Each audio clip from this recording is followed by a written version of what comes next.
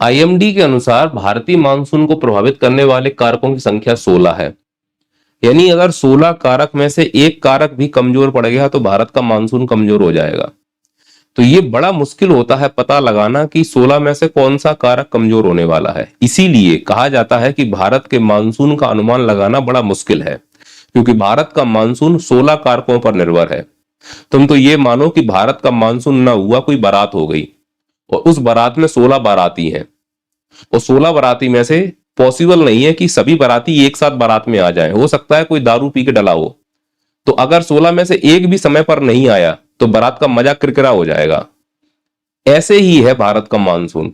भारत का मानसून तब अच्छा होगा जब ये 16 कारक एक साथ अच्छे हो जाएं, और 16 कारक एक साथ अच्छे भविष्य में कभी नहीं होंगे, ना भूतकाल में कभी हुए हैं। इसमें से कुछ ज्यादा हो जाते हैं, कुछ कम हो जाते हैं। इसीलिए भारत के मानसून का अनुमान लगाना दुनिया का सबसे कठिन काम है। बोला जाता है ना कि मौसम विभाग कह दे कि इस बार वर्षा अच्छी होगी, तो उसका उल्टा होता है। वो इसलिए होता है क्योंकि अनुमान लगाना बड़ा मुश्किल है। एक बार हाथ देखकर भविष्य का अनुमान लगाया जा सकता है, लेकिन मानसून का पता लगाना अपने आप में सबसे कठिन काम है। अब यहां तक बोलो सर ये बात एकदम क्लियर है, ये वाले जो फैक्टर हैं ये हमारे सिलेबस में नहीं है, और ये वाले जो फैक्टर हैं ये हमारे सिलेबस में है। जो हमारे सिलेबस में नहीं है उसमें फिर भी जाने अनजाने तुम्हें कुछ पढ़ने पड़ेंगे। जैसे ITCZ सिलेबस में नहीं है, फिर भी मैं आपको पढ़ा रहा हूं इसके बारे में। इसी प्रकार से सिलेंडर जेट स्ट्रीम सिलेबस में नहीं होगा, लेकिन मैं आज इसके बारे में चर्चा करूंगा।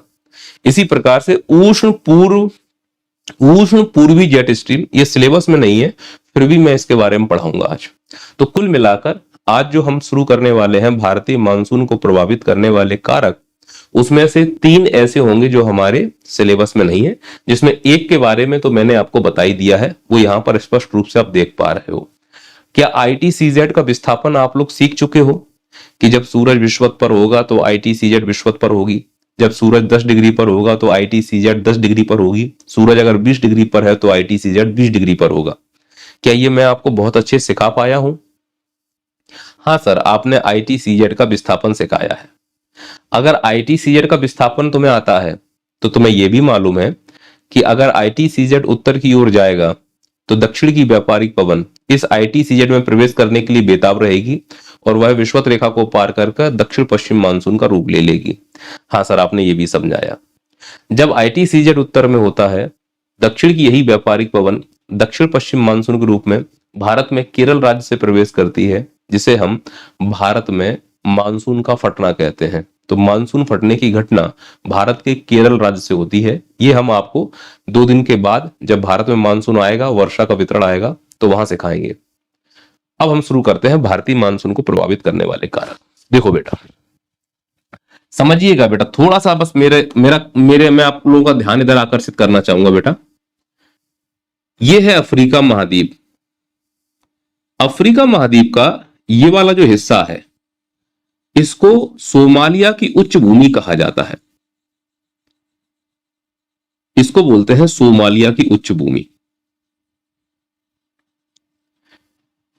सोमालिया की उच्च भूमि कहने का अर्थ यह हुआ, यहां पर जो हिंद महासागर बह रहा है और ये जो सोमालिया की उच्च भूमि है, इन दोनों के बीच में कुछ ऐसा कनेक्शन है कि ये है सोमालिया की उच्च भूमि और ये है हिंद महासागर।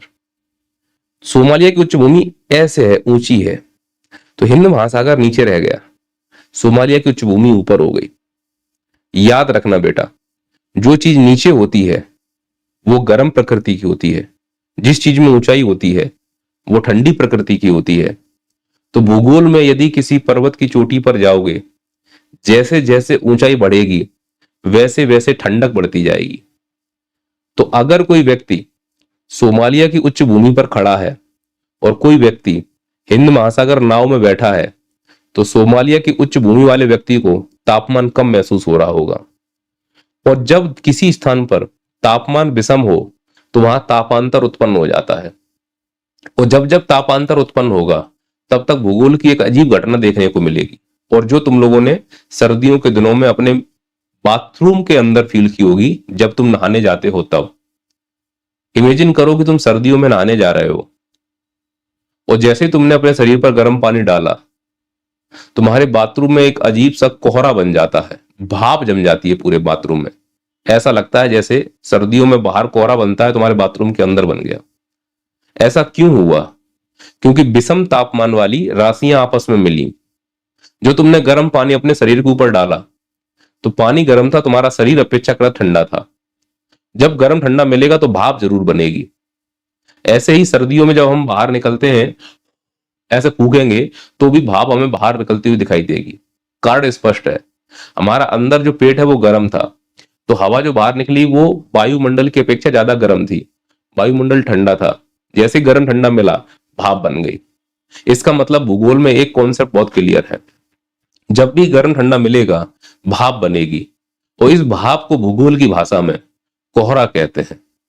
और जब जब मैं बोलूंगा कि गर्म और ठंडा, जल राशि वायु राशि, या दो राशियां जो गर्म और ठंडी हैं, विपरीत हैं, आपस में मिल रही हैं, तब तब तुम ये समझना कि वह बाताग्र का निर्माण कर रही होंगी। अब भूगोल की भाषा में मैंने एक शब्द बोला है बाताग्र, इंग्लिश में बोलते हैं फ्रंट। मैं बोलूंगा बाताग्र, तो तुम क्या समझोगे बाताग्र का मतलब? तो तुम बाताग्र का मतलब कुछ इस प्रकार से समझना कि यहां से जा रही है गर्म हवा आ रही है मान लो, वो यहां से आ रही है ठंडी हवा आ रही है मान लो। तो गर्म और ठंडी जब हवा मिलती है तो एक अजीब प्रकार की अदृश्य दीवार बनती है। अदृश्य दीवार कहने का मतलब है कि वो दीवार तो है लेकिन हमें दिखती नहीं है, पर कोहरा बनना शुरू हो जाता है। तो भूगोल की भाषा में जब गर्म और ठंडी हवाएं आपस में मिलती हैं तो एक ढाल नुमा अदृश्य दीवार बनती है। इसी ढाल नुमा अदृश्य दीवार जो कोहरे की बनी होती है, इसी को हम बाताग्र कहते हैं। तो जब मैं तुमसे बोलूंगा कि बाताग्र का निर्माण हो रहा है, तो तुम ये समझ जाना कि दो विषम वायु राशियां आपस में मिल रही हैं। अब बाताग्र अगर नहीं समझ में आ रहा तो कुएं में जाने तो भाड़ में जाए बाताग्र।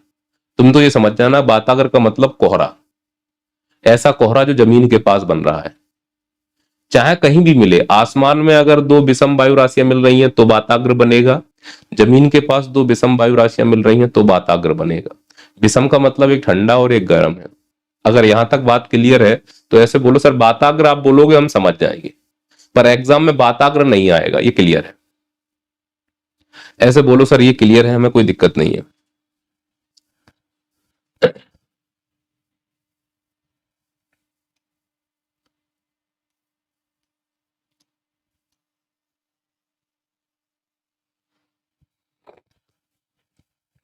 क्लियर है सबको?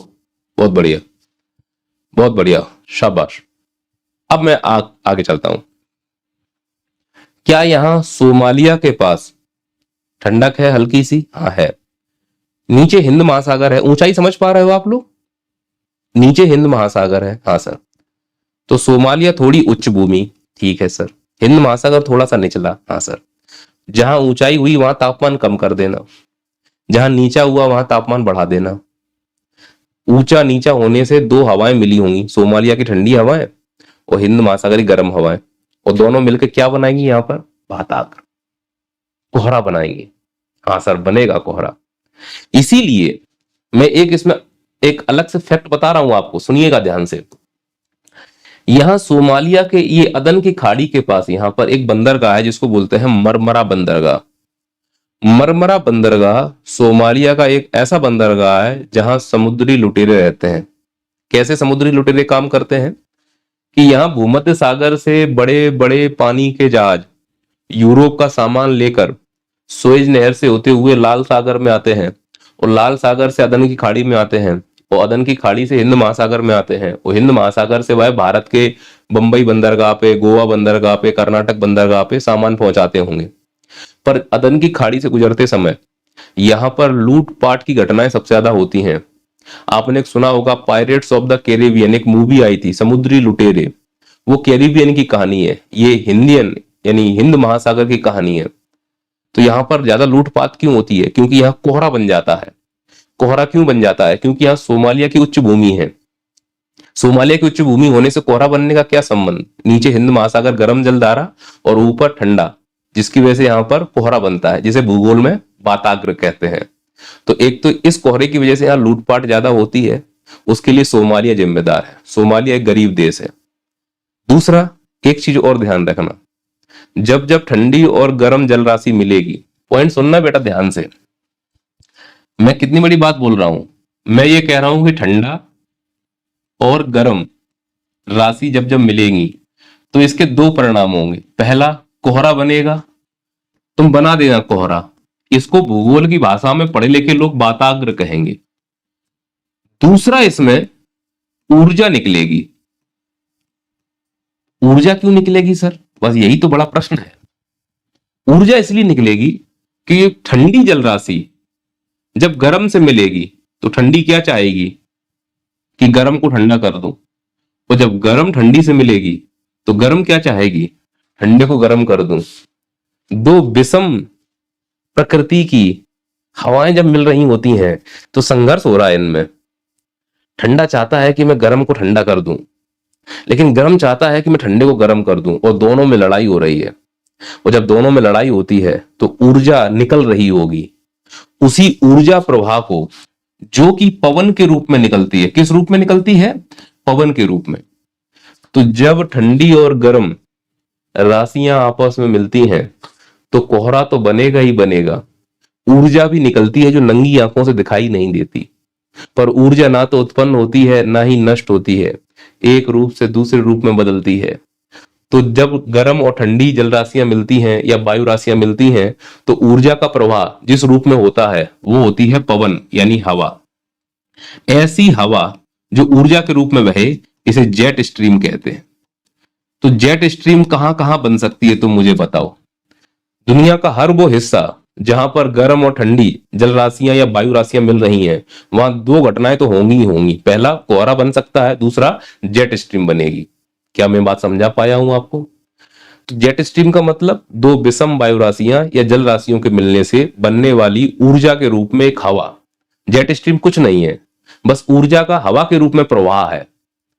जेट स्ट्रीम कुछ नहीं है, ऊर्जा का हवा के रूप में प्रवाह है।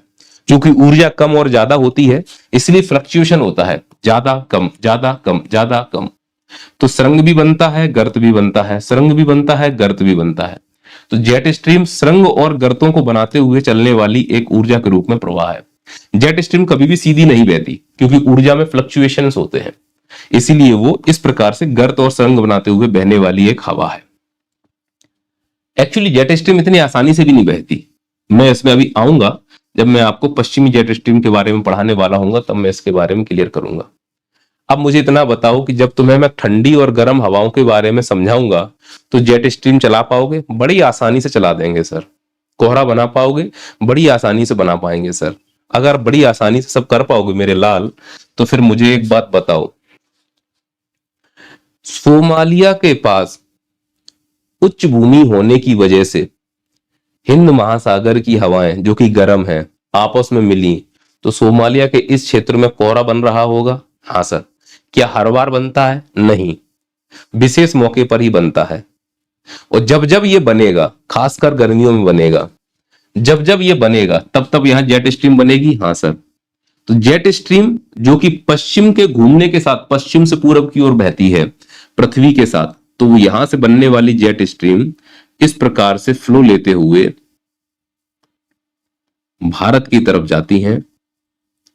और भारत की तरफ जाकर वो किसको पुश कर रही हैं जरा देखकर बताओ। भारत की तरफ बहते हुए किसको धक्का मार रही हैं कि जल्दी जल्दी बहो? ये जो सोमालिया की जेट स्ट्रीम है यह पश्चिम से पूरब पृथ्वी के घूर्णन के कारण बहती हुई गई और किसको धक्का मार रही है? वो धक्का मार रही है दक्षिण की वो व्यापारिक पवनें जो विषुवत रेखा को पार करके क्लॉकवाइज हो गई थी। तो अगर सोमालिया की जेट स्ट्रीम उत्पन्न हो गई तो क्या ये इसको पुश करेंगी? हाँ। तो ये तेजी से भारत में प्रवेश करेंगी? हाँ। तो भारत का मानसून अच्छा आएगा। तो जब जब सोमालिया की जेट स्ट्रीम का जन्म होता है तब तब भारत का मानसून अच्छा आता है। क्यों? क्योंकि सोमालिया की जेट स्ट्रीम दक्षिण की व्यापारिक पवनें जो विषुवत रेखा को पार करके क्लॉकवाइज घूम के भारत में वर्षा का कारण बनती हैं, उनकी स्पीड यानी कि वेलोसिटी को बढ़ा देती हैं। When Somali jet stream interacts with the southern trade winds, they increase their velocity. तो उनकी वेलोसिटी को वो क्या कर देती हैं? इंक्रीज कर देती हैं। क्या यहां तक मैं आपको बता पाया हूं? अगर समझा पाया हूं तो ऐसे बोलो सर बहुत क्लियर समझ में आ गई ये बात। इसका मतलब सर जब जब सोमाली जेट स्ट्रीम उत्पन्न होगी, तब तक हम यह अनुमान लगा पाएंगे कि भारत का मानसून अच्छा आएगा। तो क्या सोमाली जेट स्ट्रीम हर बार उत्पन्न होती है? नहीं सर, सोमाली जेट स्ट्रीम किसी विशेष मौके पर ही उत्पन्न होगी, जिसके लिए यहां पे गर्म ठंडा बनना जरूरी है।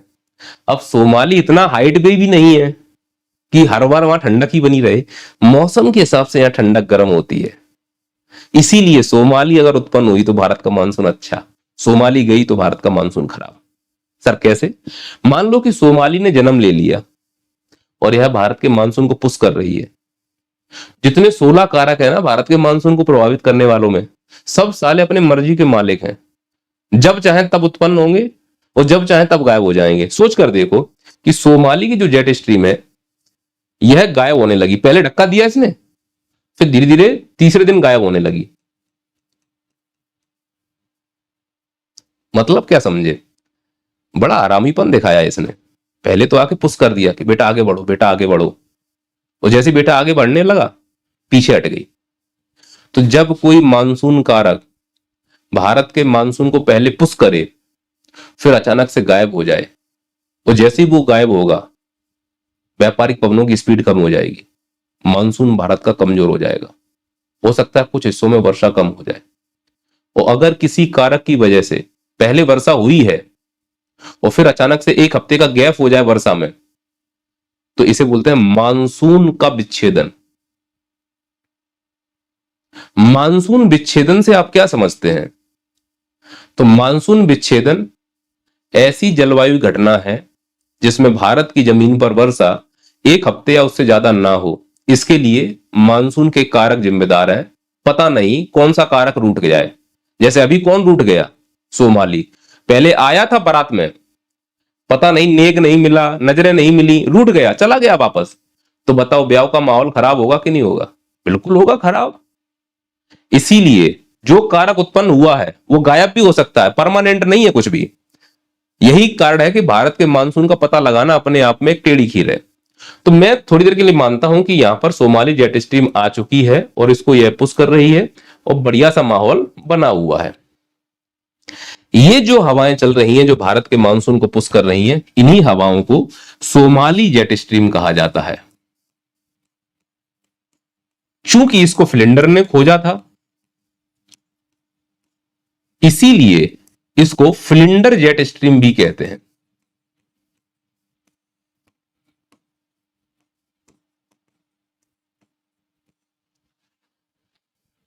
एक चीज एकदम क्लियर हो गई। अब आगे बढ़ते हैं। भारत का मानसून अच्छा लाने के लिए क्या करना है? सब इसकी स्पीड बढ़ाते चलो, राम राम गाते चलो, इसकी स्पीड बढ़ाते चलो। तो एक ने तो बढ़ा दी सर, और अच्छा करना है भारत का मानसून, तो क्या करना होगा? यहां पर आओ सभी लोग। ये ऊपर दिख रहा है तुमको, ये वाला पार्ट? कल की क्लास में मैंने बताया था कि तिब्बत के क्षोभ मंडल सीमा के पास हाई प्रेशर बनता है। तिब्बत की जमीन पर लो प्रेशर, तिब्बत पर हाई प्रेशर। क्यों? क्योंकि तिब्बत यहां पर गर्म हो चुका है। ये जो हाई प्रेशर है ये ऊपर बना रहा हूं, ध्यान रखना गधो, जमीन पर नहीं बना रहा हूं। और मैंने इसमें पिछले क्लास में 15 मिनट बर्बाद किए थे। सर यहां तो हिमालय है, बर्फ जमी होती है, फिर तिब्बत गर्म कैसे हो रहा है? इसीलिए तो हिमालय में बर्फ जो जमी होती है ना वो सफेद रंग की होती है, और सफेद रंग परावर्तन के लिए जिम्मेदार होता है। इसे भूगोल की भाषा में एल्बिडो कहते हैं। तो तुम सोच कर देखो कि तुम्हारा मैं टकला कर दूं टकला कर दिया मैंने तुम्हारा, और तुमको मैंने सफेद शर्ट पहना दी, और तुम्हारे टकले पे मैं काजर लगा दूं और तुमको धूप में खड़ा कर दूं, तो जो सफेद शर्ट है ना ये हिमालय है, और जो तुम्हारा टकला है ना ये तिब्बत का पठार है। तो तुम्हारा शरीर गर्म नहीं होगा, क्योंकि सूर्य से आने वाली ऊर्जा तुम्हारे सफेद शर्ट से टकरा के वापस लौट जाएगी। सूर्य की ऊर्जा बिना गर्म किए वापस लौट जाए, इसको भूगोल की भाषा में एल्बिडो कहते हैं। लेकिन टकला जो तिब्बत का पठार है काले रंग का, वो तो पूरी ऊर्जा को अवशोषित कर लेगा ना। वहां पे तो बर्फ का कॉन्सेप्ट नहीं है ज्यादा। तो जहां जहां बर्फ होगी तिब्बत के पठार पे, वहां वहां एल्बिडो हो गया काम। लेकिन जहां नहीं है वहां तो सोख लेगा ना, तो उस पूरे एरिया में तापमान बढ़ जाएगा। चूंकि वो पूरा एरिया -डिग्री वाला होता है, वहां पे 2 डिग्री भी तापमान बढ़ जाए तो बहुत गर्मी महसूस होती है। तो वहां की हवाएं गर्म होकर कहां उठ जाती हैं? ऊपर। और ऊपर उठकर क्षोभ सीमा के पास जाकर ऐसे क्लॉकवाइज घूमती हैं। मेरे हाथ में एक थाली इमेजिन करो, उस थाली को मैं ऐसे मुंह में घुमाऊं और उस थाली में पानी भरा हुआ है। या एक काम करो, ऐसे इमेजिन करो तुम लोग कि ऊपर सीलिंग फैन के ऊपर जो 3 पंखुड़ियां होती हैं सीलिंग फैन में, उसमें मैंने फूल रख दिए, गुलाब की पंखुड़ियां रख दी तोड़ के। अब उस फैन को चालू करो, तो जब फैन घूमेगा तो गुलाब की पंखुड़ियां पूरे कमरे में फैलेंगी कि नहीं फैलेंगी? फैलेंगी। ऐसे ही जो ऊपर हाई प्रेशर बना हुआ है तिब्बत के पठार के ऊपर क्षोभ सीमा के पास, जब वो क्लॉकवाइज घूमता है ड्यू टू कोरिलेस फोर्स, तो उसकी जो हवाएं हैं वो चारों तरफ फैलती हैं कुछ इस प्रकार से। उसका जो एक हिस्सा है, जो उसका एक हिस्सा है,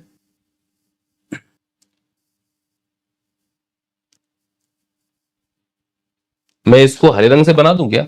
थोड़ा सा इसको हरे रंग से इसलिए बना रहा हूं, ठीक है अब लाल रहने दो, हरा है मैं इसको ही कर ले रहा हूं।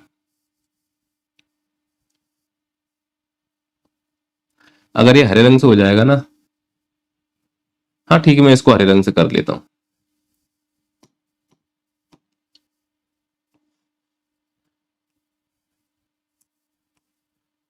ये ITCZ जो है ना, इसको मैं पीला कर दे रहा हूं। ये कलर इसलिए चेंज कर रहा हूं जिससे कि कंफ्यूजन ना हो।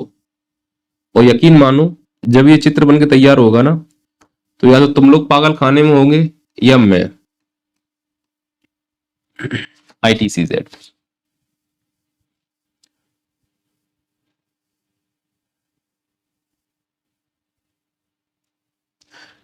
बोल रही सर हम तो कोटेश्वरम सिद्धांत पढ़ रहे हैं। तो हम बस कोटेश्वरम सिद्धांत पे ही आ रहे हैं, हम लोग कोटेश्वरम सिद्धांत पे ही हैं बस।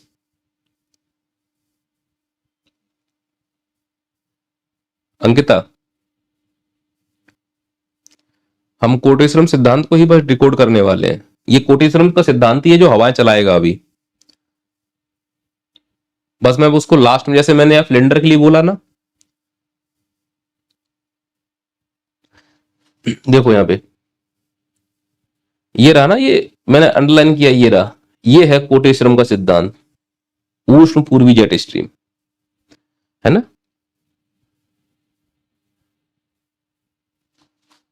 मेरे पास 2 रास्ते हैं, एक तो मैं ऐसा पढ़ा दूं कि तुम्हारे नोट्स अच्छे बन जाएं लेकिन एग्जाम हॉल में कंफ्यूज हो जाओ।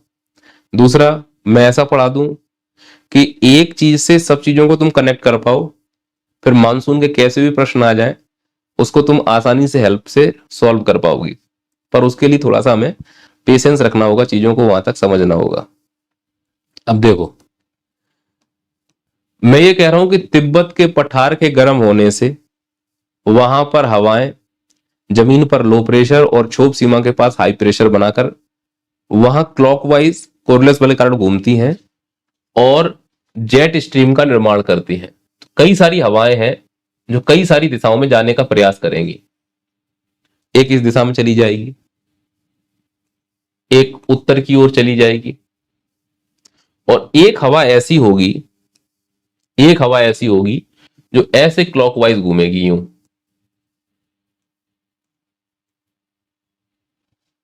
ऐसे। और ये जमीन से 8 किलोमीटर ऊंचाई पर है। ध्यान रखना, ये हवा जो आ रही है भारत के ऊपर, ये जमीन से 8 किलोमीटर ऊंचाई पर है। और यह हवा ऐसे विंध्याचल के समानांतर होकर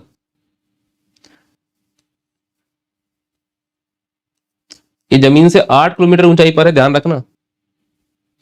और ऐसे होते हुए कोरिलेस बल को पार करके, विषुवत रेखा को पार करके, और यहां पर आकर हाई प्रेशर बना रही है। तो कोटेश्वरम नाम के जो वैज्ञानिक हुए, कोटेश्वरम और PR कृष्णा 2 वैज्ञानिक हुए, 1952 में उन्हें यह थ्योरी दी कि तिब्बत के पठार पर जब तिब्बत गर्म होता है तो जमीन पर लो प्रेशर और क्षोभ सीमा पर हाई प्रेशर बनता है। उस हाई प्रेशर की वजह से पूरब से एक जेट स्ट्रीम में उत्पन्न होती है जिसे उष्ण पूर्वी जेट स्ट्रीम कहा जाता है, यह पूर्वी जेट स्ट्रीम जमीन से 8 किलोमीटर ऊपर, जमीन से कितने किलोमीटर ऊपर है ये हरी वाली? 8 किलोमीटर, यानी ऐसे दिख रही तुमको जाते हुए।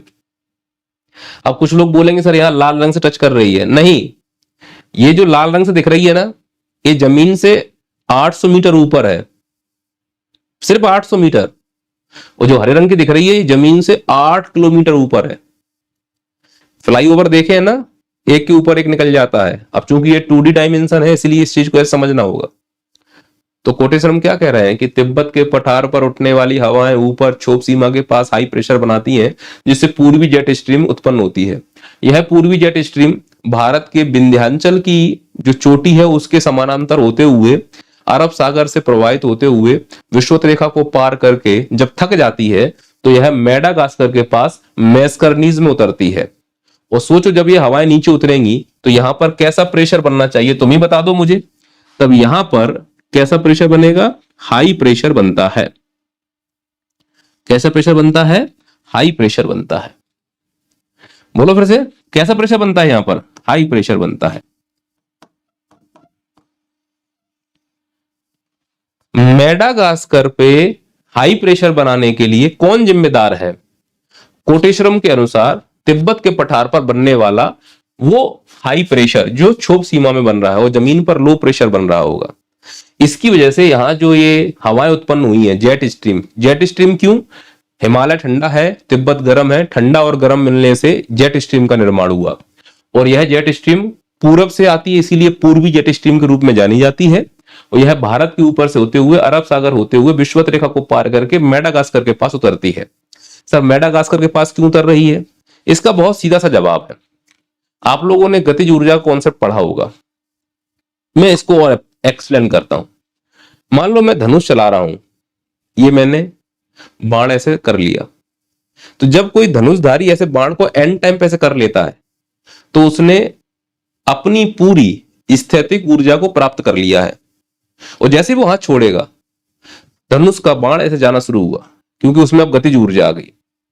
अब खुद सोचो, ये बाण कितनी दूर तक आगे जा सकता है जब तक इस बाण में गतिज ऊर्जा है। जैसे ही गतिज ऊर्जा खत्म होगी, ये बाण अपने आप नीचे गिरेगा। बोलो हाँ या ना? दूसरा कारण, जब वो बाण चला रहा होगा तो गुरुत्वाकर्षण उस बाण को नीचे खींच रहा होगा, एक बल काम कर रहा होगा ना। इसीलिए ओलंपिक में आप देखोगे कि धनुषधारी जब निशाना लगाता है तो अपने लक्ष्य से थोड़ा सा ऊपर रखता है, क्योंकि उसे मालूम है कि अगर मैंने बाण छोड़ा तो पहले गुरुत्वाकर्षण मेरे बाण को नीचे खींचेगा।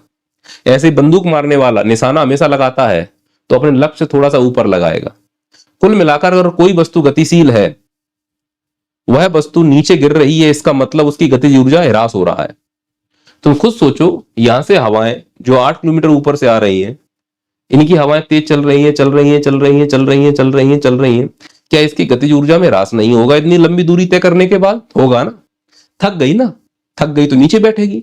तो पूरी हवा अगर नीचे बैठेगी तो हवा के मॉलिक्यूल्स कहां आ जाएंगे? मेडागास्कर पर। तो कैसा प्रेशर बनेगा? High pressure. तो मेडागास्कर पर हाई प्रेशर बनाने के लिए कौन जिम्मेदार है? उष्ण पूर्वी जेट स्ट्रीम जो कोटेश्वरम ने उत्पन्न की है तिब्बत के पठार पर। क्या मैं यहां पर क्लियर कर पाया हूं बेटा? अंकिता आप बोलो कि कोटेश्वरम क्लियर है सर। कोटेश्वरम और कुछ नहीं है, तिब्बत के पठार को गर्म करके बनाने वाली एक जेट स्ट्रीम है, जिसे पूर्वी जेट स्ट्रीम कहते हैं। और कोटेश्वरम का मानना यह है कि इसी पूर्वी जेट स्ट्रीम की वजह से मेडागास्कर के मैस्करनीज पर हाई प्रेशर बन रहा है। अच्छा सर, हाई प्रेशर बन गया तो अब हाई प्रेशर बन गया तो फिर तुम समझदार हो। तुम मुझे बताओ, ITCZ का मतलब क्या था? ITCZ का मतलब तुम बताओ मुझे, कोई बच्चा बताएगा कि ITCZ का मतलब क्या था? ITCZ का मतलब था लो प्रेशर। तो हवाएं हाई से कहां की ओर भागेंगी? लो प्रेशर की ओर। तो बस कुछ नहीं करना है मेरे लाल, मेरे पीलो, कुछ नहीं करना है, बस यहां से इस हवा को ऐसे पुश करना है।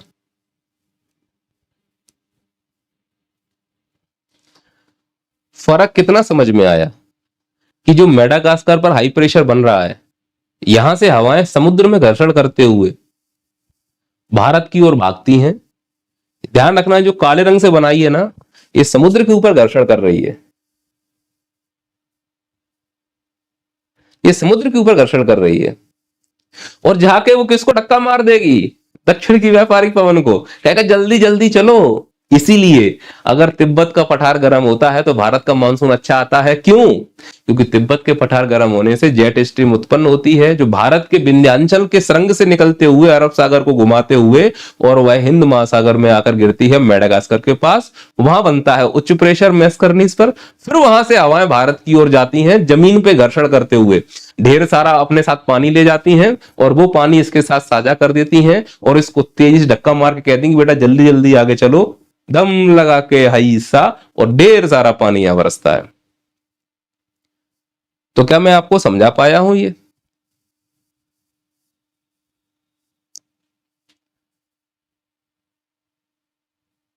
अबे गधो, तुम लोग समझे हो कि मैं समझ रहा हूं?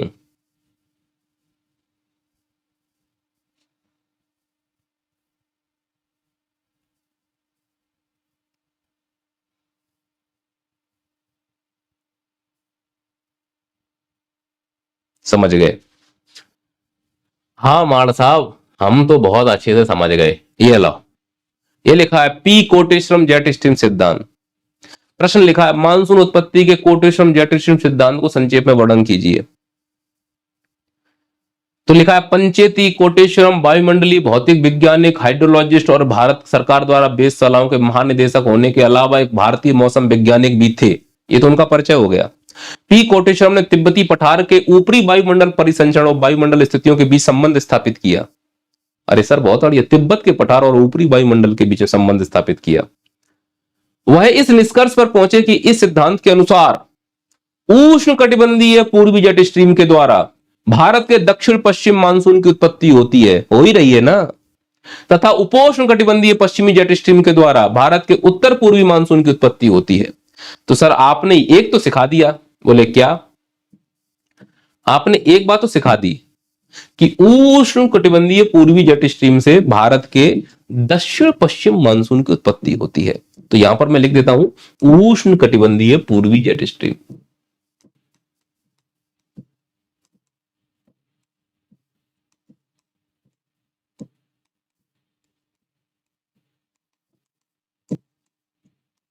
इससे भारत की किसकी उत्पत्ति हो रही है? सर एक क्वेश्चन है, क्या सोमाली जेट स्ट्रीम पूर्वी जेट स्ट्रीम को अफेक्ट नहीं करती है?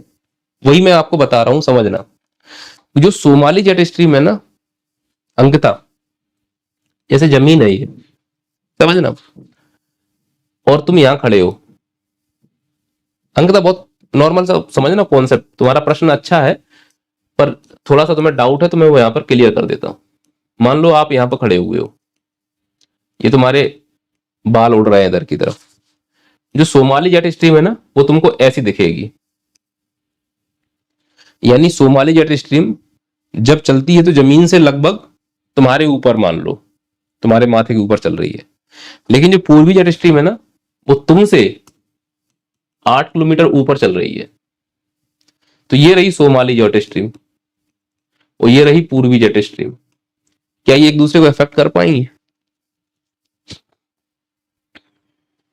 नहीं मर साहब, पॉसिबल नहीं है।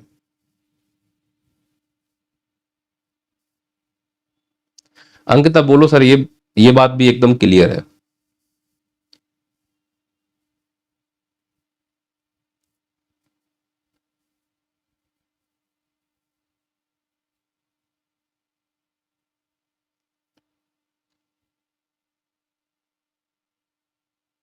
है ना? चलो मुझे ऐसा लग रहा है कि थोड़ा सा तुम लोगों को एक एक दिशा से और दिखाने की आवश्यकता है।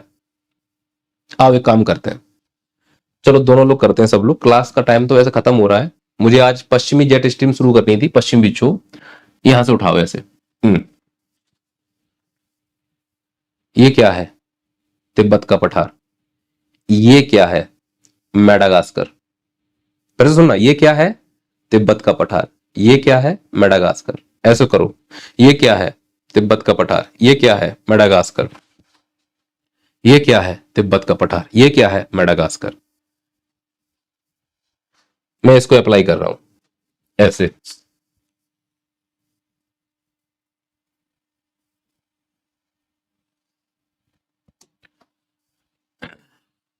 देखो ध्यान से सुनना, बहुत आसान है, कुछ नहीं है। ये है तिब्बत, ठीक है माड़ साहब, ये ऊंचा है हिमालय, ठीक है माड़ साहब, ये है प्रायद्वीप, ठीक है माड़ साहब, और ये रहा हिंद महासागर, ये रहा हिंद महासागर। तो मैं मान लेता हूं कि ये हिंद महासागर में हाई प्रेशर बनता है मेडागास्कर वाला पार्ट। कोई दिक्कत है किसी को? नहीं सर, मैं ये कह रहा हूं बस, और कुछ ज्यादा नहीं कह रहा हूं, कि तिब्बत से हवाएं ऊपर उठा दो,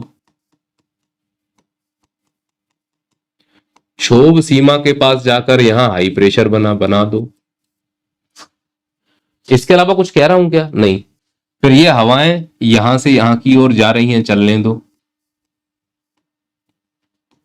फिर ये हवाएं मेडागास्कर पे गिर रही हैं, गिरने दो। फिर मेडागास्कर गिरने के बाद ये हवाएं वापस आ रही हैं। कहां आ रही हैं वापस? तो जहां भारत पे लो प्रेशर बना हुआ है वहां पर। तो जब भारत के पास लो प्रेशर बनेगा, आने दो। अगर मान लो भारत में बीच में कोई पर्वत मिल जाए, जैसे मान लो ये पर्वत मिल गया ये, तो ये हवाएं जो आ रही है ना, इस पर्वत से ऐसे टकराएंगी, ऊपर उठ के बादल का निर्माण कर देंगी। और बादल अगर बनेगा तो वर्षा हो जाएगी।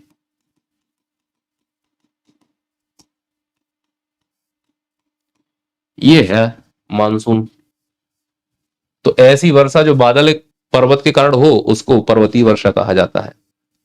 अरे अब तो बोलो सर, कितना क्लियर तुमने समझा दिया है। हवाओं को पानी से भारत की तरफ लाना है बे। अब इसके लिए कितना भी ड्रामा करना पड़े। तो अब तुम में से कुछ बोलेंगे कि सर, जो भारत में लो प्रेशर बन रहा है राजस्थान के आसपास, यहां से भी तो हवाएं ऊपर उठ सकती हैं। हाँ, उठ रहे हैं तो जाने दो। तो राजस्थान के क्षेत्र से लो प्रेशर की हवाएं ऊपर उठेंगी, तो वो किसको ज्वाइन कर लेंगे अंत में जाके? बोलो, इसी पूर्वी जेट स्ट्रीम को। तो ये इसको और पुश कर देंगे इधर की तरफ, खत्म होगी बात। अगर लो प्रेशर भारत में कहीं बन रहा है, बनने तो हमें तकलीफ क्या है? ये तो पूरा प्रोसेस है जो नॉर्मल चलता रहता है।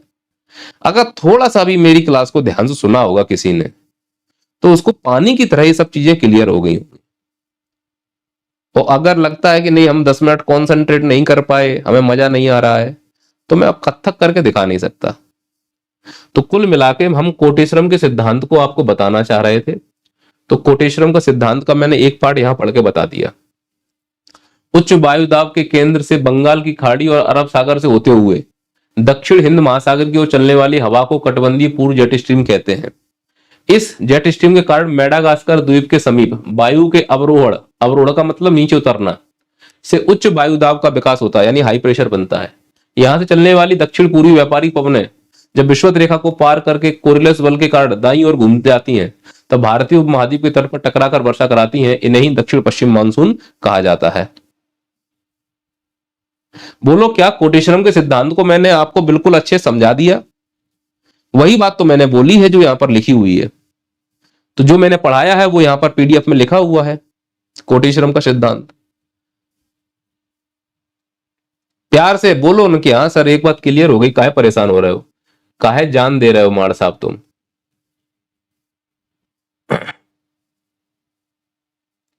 है ना? हाँ, अंकिता तुम बोलो भैया, क्लियर है क्या? अंकिता तुम बोलो, क्लियर है क्या सर? एकदम क्लियर है, कहीं कोई डाउट नहीं है?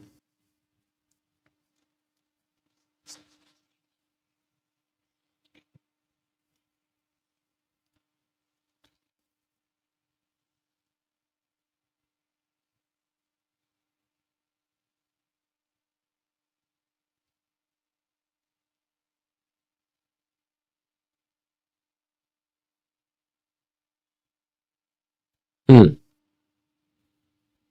सबको क्लियर है? चलो।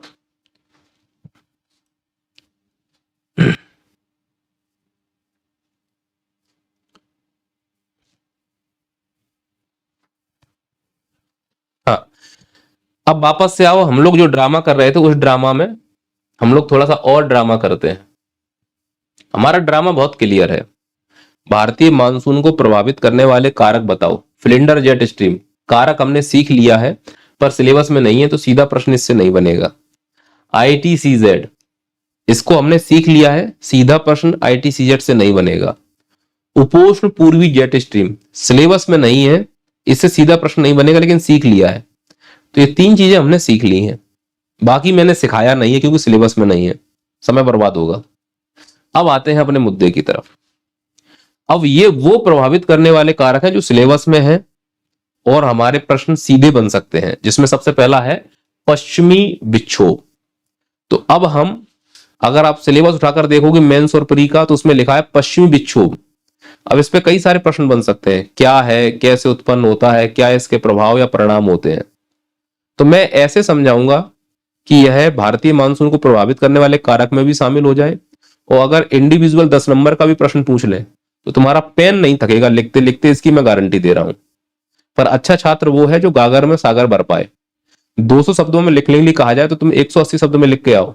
20 शब्द या 15 शब्द हर प्रश्न से बचाने हैं, वो मैं आपको सिखाऊंगा। क्लियर है? वो मैं आपको सिखाऊंगा। चलो, तो अब हम सीख रहे हैं पश्चिमी विक्षोभ, और ये पश्चिमी विक्षोभ कैसे काम करता है उसके बारे में सीखिएगा। आप लोगों ने अगर विश्व का मानचित्र थोड़ा सा भी पढ़ा होगा तो आप ये समझ पाएंगे कि ये अफ्रीका महाद्वीप का जो उत्तरी तट है, इस अफ्रीका महाद्वीप के उत्तरी तट पर एक सागर है जिसको कहते हैं भूमध्य सागर। अफ्रीका महाद्वीप के उत्तरी तट पर एक सागर है जिसको हम कहते हैं भूमध्य सागर।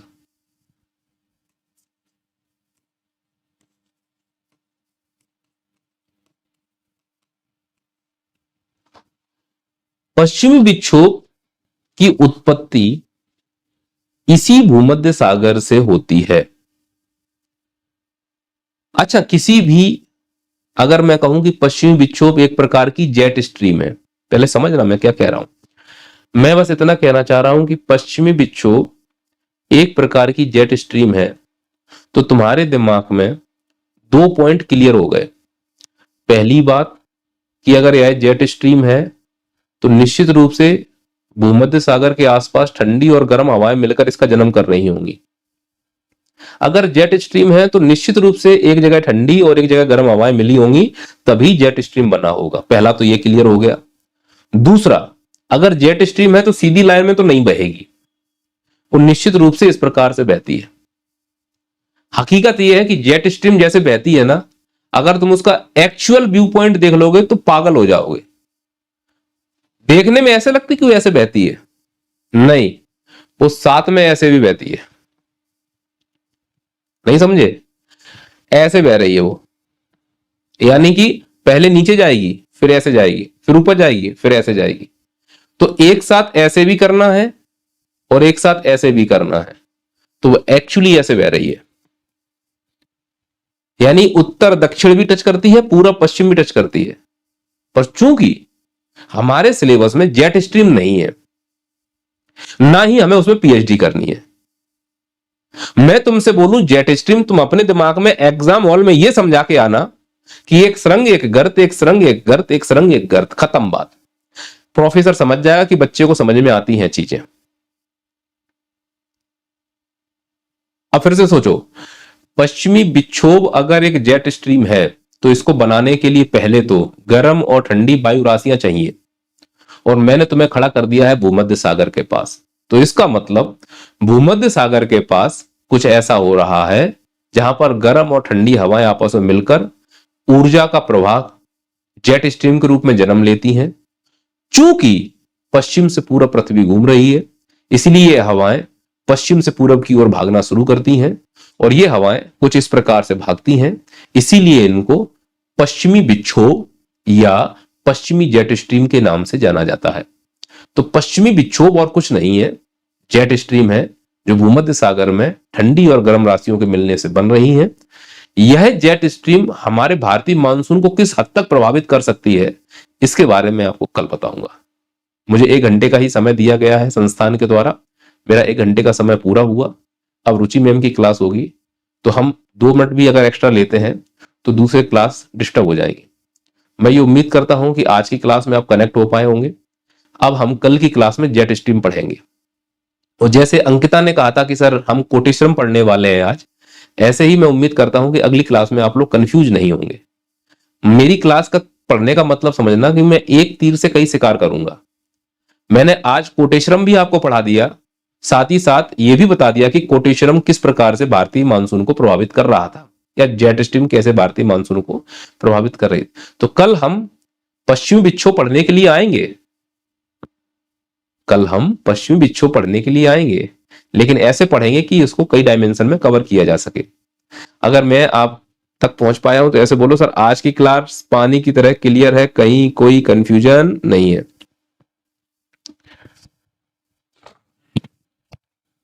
हाँ,